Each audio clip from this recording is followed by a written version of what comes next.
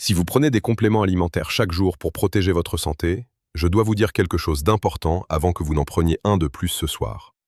Certains des compléments les plus vendus en pharmacie, ceux que l'on prend sans ordonnance en pensant faire du bien à son cœur, à ses artères, à son cerveau, peuvent en réalité aggraver silencieusement votre état cardiovasculaire après 60 ans.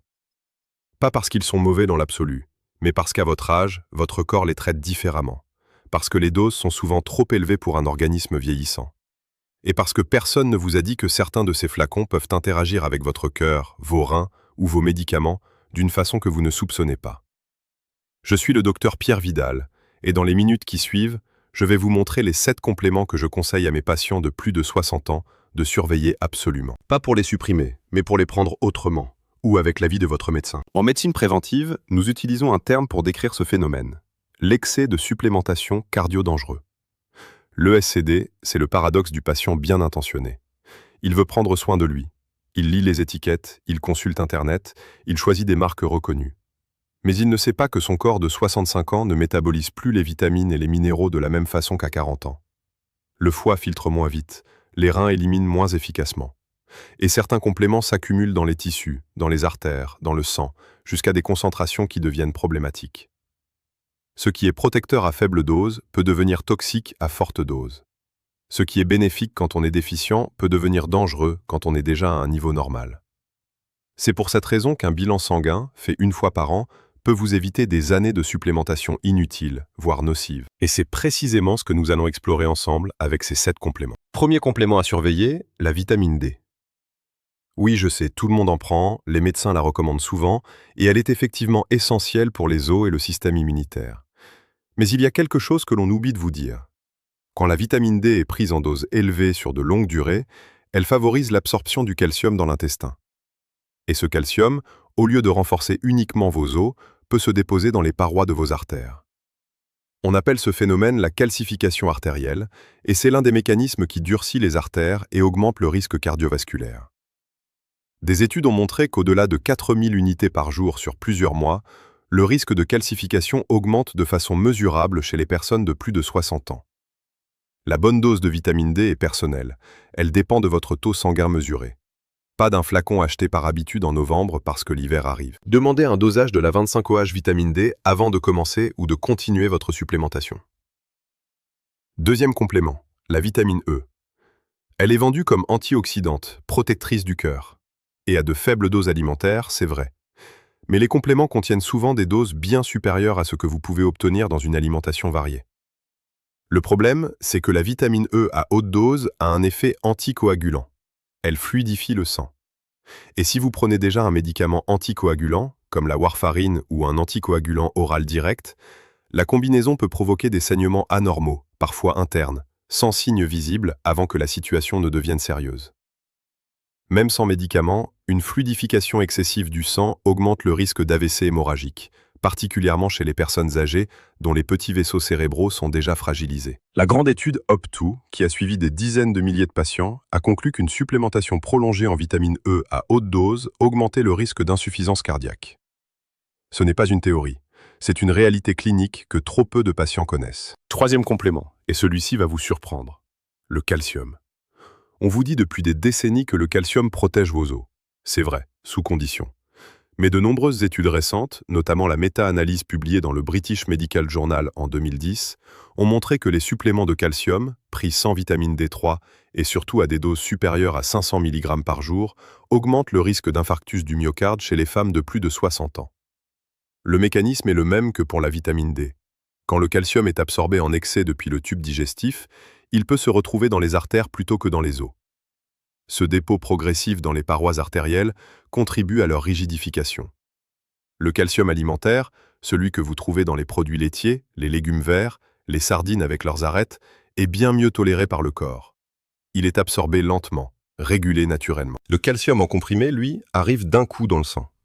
Renseignez-vous auprès de votre médecin avant de continuer votre supplément de calcium. Quatrième complément, le fer. Contrairement aux idées reçues, la carence en fer est rare chez les hommes de plus de 60 ans et chez les femmes ménopausées depuis plus de 10 ans. Après la ménopause, les femmes ne perdent plus de fer par les menstruations. Et pourtant, beaucoup continuent à prendre des compléments de fer par habitude ou parce qu'elles se sentent fatiguées et pensent instinctivement à une anémie.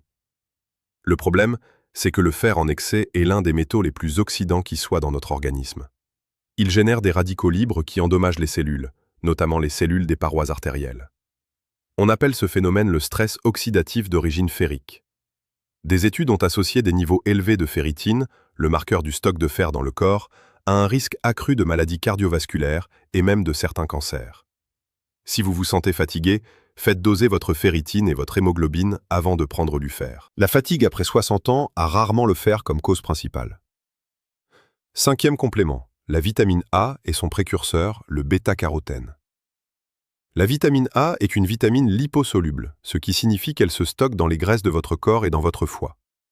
Contrairement aux vitamines hydrosolubles comme la vitamine C, qui sont éliminées dans les urines, la vitamine A s'accumule. Et cette accumulation peut devenir toxique. On appelle ça l'hypervitaminose A.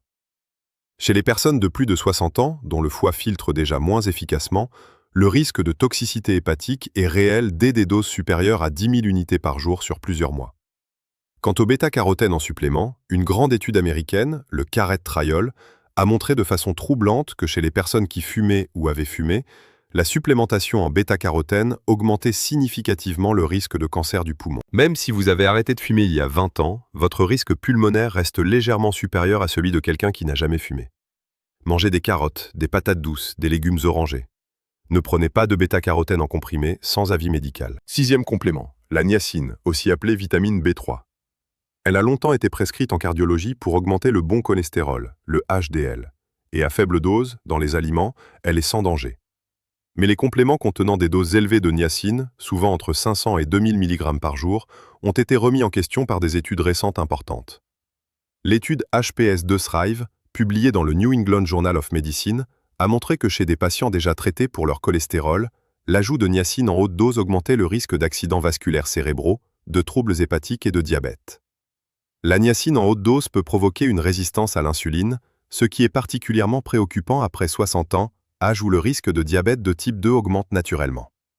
Si vous prenez de la niacine en complément pour votre cholestérol, parlez-en à votre médecin. Il existe aujourd'hui des alternatives bien mieux évaluées pour gérer votre profil lipidique sans ces risques. Septième complément, le potassium. Le potassium est vital pour le cœur. Il régule le rythme cardiaque, il équilibre la pression artérielle, il protège contre les arythmies. Mais c'est précisément parce qu'il joue un rôle si crucial dans le rythme du cœur que son niveau doit être parfaitement équilibré. Trop peu de potassium donne des arythmies, trop de potassium aussi. L'hyperkaliémie, c'est-à-dire l'excès de potassium dans le sang, peut provoquer des troubles du rythme cardiaque graves, voire un arrêt cardiaque dans les cas sévères. Et ce risque est bien plus élevé chez les personnes qui prennent des médicaments comme les inhibiteurs de l'enzyme de conversion, les sartans, ou les diurétiques épargneurs de potassium, tous couramment prescrits pour l'hypertension et l'insuffisance cardiaque. Si vous prenez ces médicaments, ne prenez jamais de complément de potassium sans en parler à votre médecin. Vos reins, avec l'âge, éliminent moins bien les excès. Ce qui est une dose normale à 30 ans peut être dangereuse à 65 ans. Maintenant, je vous pose une question directe. Parmi ces 7 compléments, combien êtes-vous en train de prendre en ce moment sans que votre médecin vous ait dosé votre taux sanguin au cours des 12 derniers mois? 0, 1, 2 ou davantage? Dites-le moi dans les commentaires. Vous allez voir que beaucoup de personnes sont dans la même situation et parfois, une simple réponse dans les commentaires suffit à déclencher chez quelqu'un une prise de conscience qui peut changer quelque chose d'important pour sa santé. Je lis chaque message.